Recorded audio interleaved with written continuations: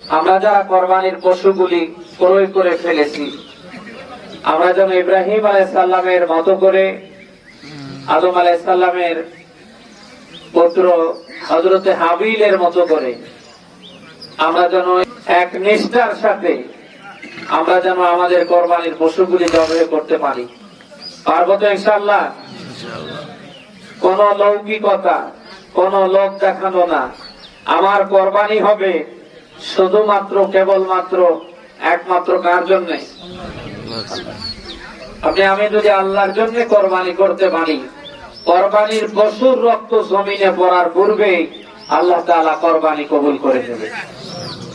এই দুনিয়ায় যদি কারোর কোরবানি কবুল হয়ে যায়, আল্লাহ তাআলা কোরবানির পশুর শরীরে যত লোমকূপ আছে প্রত্যেকটা লোমকূপের বিনিময়ে আল্লাহ একটা করে নেকি আমলনামায় দান করবে। নিয়তগুলো আমরা শুদ্ধ করে নেই। আমাদের এই কোরবানি হবে শুধু কার জন্য? এখানে যারা আছেন সবার দৃষ্টি আকর্ষণ করছি, কোরবানির পশু যারা ক্রয় করেছেন, জবেহের ক্ষেত্রে আপনারা নিজেরা যদি জবেহ করতে পারেন এটা সবচেয়ে ভালো।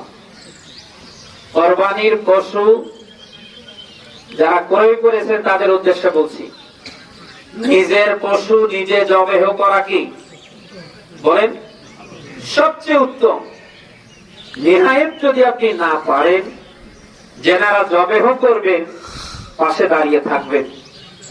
ছুরি যতবার চলবে আপনি ততবারই বলবেন আল্লাহু আকবার। কি বলবেন বলেন?